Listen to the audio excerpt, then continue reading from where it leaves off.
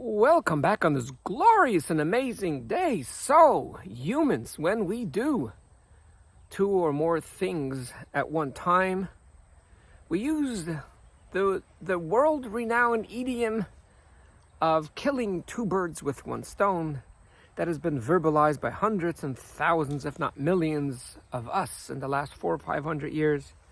But as we are doing in the last few weeks, we will tackle this one too. Killing two birds with one stone. Because this is the language you have heard since you're a child, we don't question it, we don't think about it, it's our default. However, as explained in previous weeks, to the amygdala, there are neural pathways which we create. And the moment we use the word kill, there's a new negative neural pathway that opens up.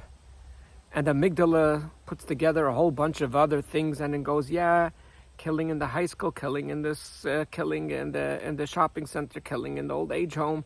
And it knows all the killings. I try to say something positive. I try to say that I've accomplished 2 or 3 things in one shot, swiftly within one trip. I didn't have to go do it twice. And what do we do instead of expressing and using an idiom that will be positive? We actually use the word killing. So could you imagine, you think about the word love, and you want to Google the word love, see how many results, articles there's in the word love. And then you just, your fingers, for whatever reason, just clicks in another word, types another word, which is hate. You're going to have 2,110 million results. 2 billion. The results are all there. Everything gets downloaded. But what's the big deal? The big deal is because you won't get anything about love. You're going to get everything about hate. So it's ironic, we want so much good in our lives. We want positivity in our lives. Yet so many of our expressions, which is programmed within the amygdala and subconscious mind, is negative, like killing 2 birds in one stone. And the fact that you meant to say something positive and you were focused on something positive, that was with your prefrontal cortex, that you meant to express something that was amazing, how you got to do 2 or 3 things in one shot. But yet what you used, and the words are so powerful because the amygdala records every single word. And the moment you say the word killing, you actually open up a neural pathway of death, of killing, of negativity, the lack of life, the destruction of life.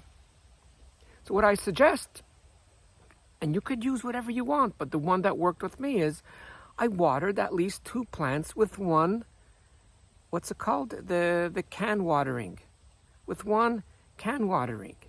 Okay, so you could use one hose, you could use whatever it is. With that one object, you have watered the plants. Now, you brought out the same thing that you have done. You have accomplished 2 things with one item, with one moment, with one idea. Yet you have now created an amazing neural pathway, and that neural pathway is nurturing. I've watered with one watering can. That's a very positive neural pathway. And then your brain starts connecting to a whole bunch of other nurturing stuff that you do. And that neural pathway becomes wider and more positive, cleaner energy. Today the world wants to go clean. It's a cleaner emotional energy, a cleaner mental energy when you use a positive example. Some people say they like to use, hey, I send out 100 or 1,000 emails with one click. Use whatever you want, whatever seems fine with you. But let's program and continue to program our amygdala with positivity. On the other hand, similar to what we said before, if someone decides that they want to punch into the computer, that they want to click into the computer, they want to see some articles about hate. But for whatever reason, their fingers just put another 4 letters, and that's love. Well, guess what? At least there it's a good mistake, because you're going to have close to 15 billion searches, close to 15 billion to be precise, as of today, August 2022. It's going to be 14,950,000,000 to be precise. That's abundance, and that's beautiful. Can you imagine your computer you could go through now 14, well, if you have the time for it, 14.95 billion articles about love. That's beautiful. Every word we say creates a neural pathway. And the more things that we talk about love, we talk about nurture, we start creating that pathway, which becomes wider and wider and wider. And I'll finish up with a little tiny analogy,